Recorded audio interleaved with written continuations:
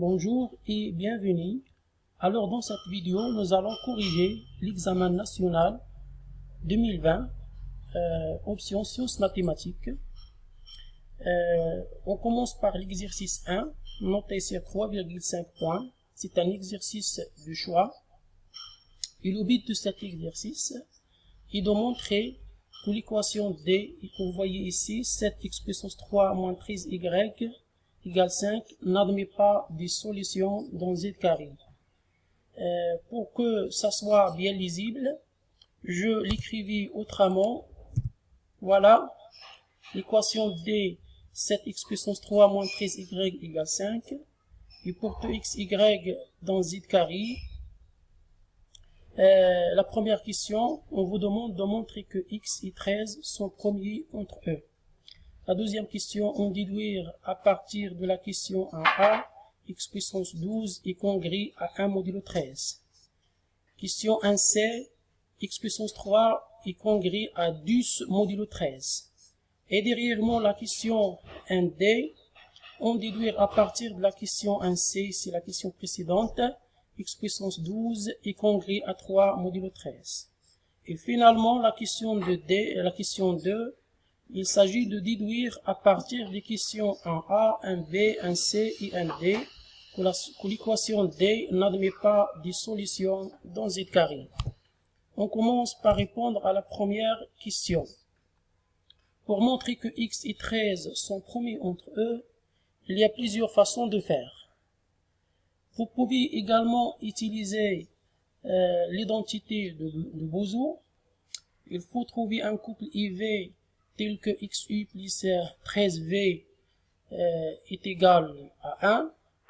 Si vous arrivez à trouver le couple IV tel que xi plus 13v égale 1, alors on dira que x et 13 sont premiers entre eux. Mais ce que je propose, la méthode que je vous propose est d'utiliser le raisonnement par l'absurde.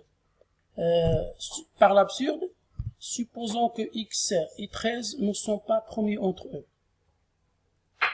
Et à partir de l'énoncé, on arrivera par la suite à une contradiction. Donc il faut trouver une contradiction par la suite. X et 13 ne sont pas premiers entre eux, c'est-à-dire il va exister un diviseur D, différent de 1 et moins 1, tel que D divise à la fois X et Y. Comme D divise X, alors D il divise toute puissance de X. Donc D divise X puissance 3, ce qui entraîne que X divise aussi 7 multiplié par X3. Donc on arrive, puisque X solution de l'équation D, il vérifie l'équation D, alors il faut utiliser l'équation D pour arriver à une contradiction. D'autre part, 13 divise, plutôt D divise 13.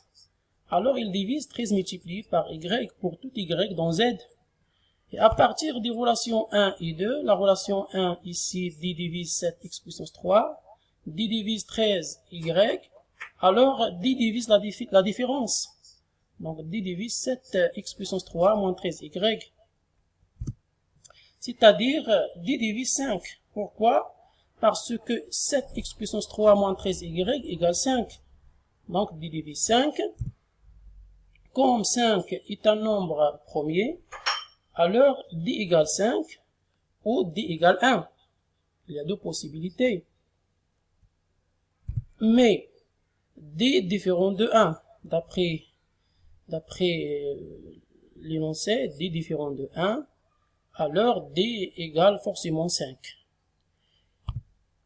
Or, D divise 13. Donc D égale 5 divise 13. Ce qui est absurde, puisque 5 n'est pas un diviseur de 13. Donc c'est une absurdité, d'où la réponse à la question 1A. Passons maintenant à la question 1B. On déduire à partir de la question précédente, la question 1A, que x puissance 12 est congrue à 1 modulo 13. On utilise le théorème de Fermat. Je vous rappelle tout d'abord le théorème de Fermat.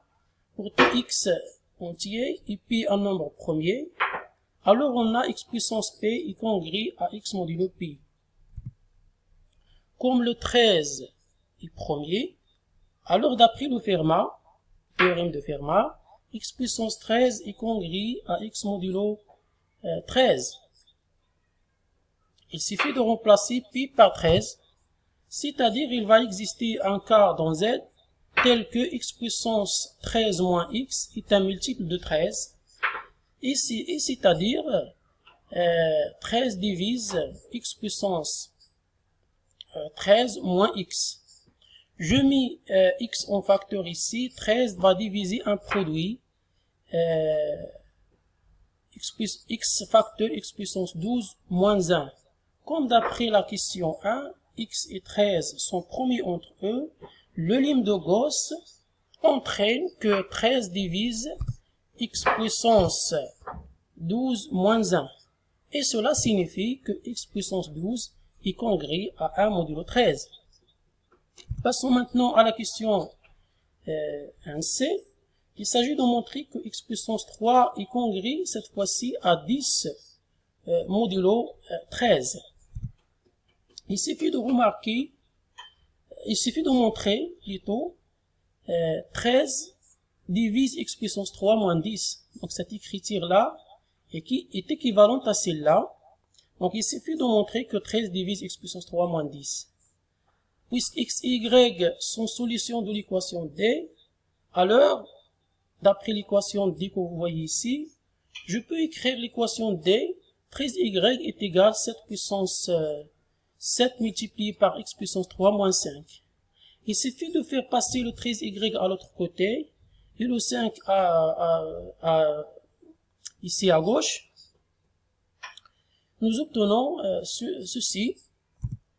Et cela veut dire que le 13 est un diviseur de 7 puissance 7 multiplié par x puissance 3 moins 5. Alors, d'une part, 13 divise 7 x puissance 3 moins 5. Et d'autre part, 13 divise ici 78. On en déduit que 13 divise la différence. Oui, ici, j'ai commis une erreur.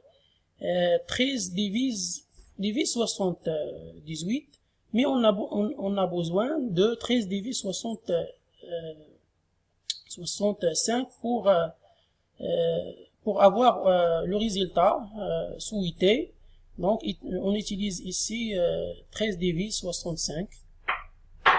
Et puisque 13 divise 65 et 13 divise 7 x puissance 3 moins 5, alors le 13 divise la différence ici, d'après les propriétés de la divisibilité dans l'arithmétique. Donc le 13 divise 7 x puissance 3 moins 70. Je mets 7 en facteur, donc le 13 divise 7 facteur de x moins 10. Comme 13 et 7 sont promis entre eux, le limbe de Gauss assure que 13 divise x puissance 3 moins 10. Résultat, x puissance 3 est congrue à 10 modulo 13. Passons maintenant à la question 1D, et la dernière. Il s'agit de montrer que il s'agit de déduire que x puissance 12 est congrue à 3 modulo 13. D'après la question 1C, x puissance 3 est congrue à 10 modulo 13, on vient de le démontrer, qu'on peut l'écrire aussi que x puissance 3 est congrue à moins 3 modulo 13. Donc il suffit d'ajouter ici 3 et de le retrancher. X puissance 3 est congrue à moins 3 modulo 13, j'enlève au puissance 4. Donc x puissance pour avoir x puissance 12, donc x puissance 3 le tout puissance 4 est congrue à moins 3 puissance 4 modulo 13. X puissance 3 le tout puissance 4, ça fait x puissance 12 est congrès quand vous effectuez le calcul à 81 modulo 13. Et comme ici 81, c'est pas 83, et comme 81 est congrès à 3 modulo 13, alors x puissance 12 est congrès à 3 modulo 13. Donc vous corrigez ici 81 est congrès à 3 modulo 13.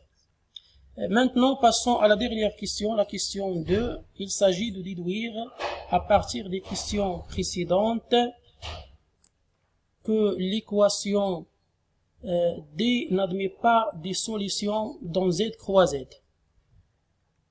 Pour ce faire,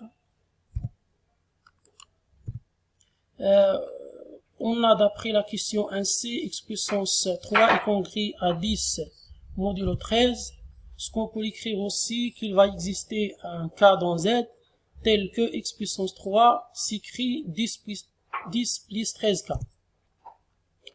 D'après des calculs, je multiplie les deux côtés par 7.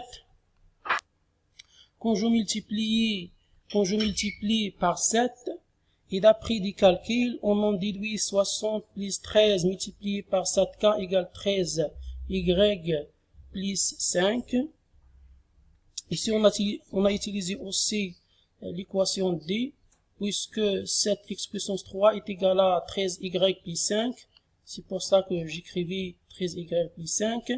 Et c'est-à-dire 13 multiplié par 7k moins 13y, en faisant passer 13y à l'autre côté, est égal à 65, qui s'écrit sous la forme 13 multiplié par 5. Je simplifie par 13. Je factorise, je mets 13 en facteur. Et puis je simplifie par 13. On aura 7k moins y égale 5. Ce que signifie que y égale 7k moins 5, le cas appartenant ici à z. Donc on a pu exprimer y sous la forme 7k moins 5, mais pour arriver aux solutions, il faut trouver l'expression de x sous cette forme-là. D'autre part, on utilise les questions 1a et 1d. Donc on aura plutôt 1b et 1d. X puissance 12 est congrès à 1 modulo 13. Et x puissance 12 est congrès aussi à 3 modulo 13. À partir de ces deux relations, il va exister k et k' tel que le x puissance 12. On peut l'écrire sous la forme 13k plus 1. Et on peut l'écrire aussi sous la forme 13k' plus 3. Donc en faisant passer le 13k' à l'autre côté et je mettre 13 en facteur, on aura 13 facteur de k moins k' est égal à 3 moins 1. Il suffit de faire passer le 1 à l'autre côté et ça donne 2. Donc 13 facteur de k moins k' égale 2. Et cela signifie que le 13 divise 2, ce qui est absurde. Ce qui n'est pas possible, d'où l'équation D n'admet pas des solutions dans Z carré. Voilà, c'est tout pour la vidéo d'aujourd'hui. On se retrouve dans une autre vidéo pour continuer à corriger les exercices de l'examen national 2020. Merci de votre attention. À bientôt.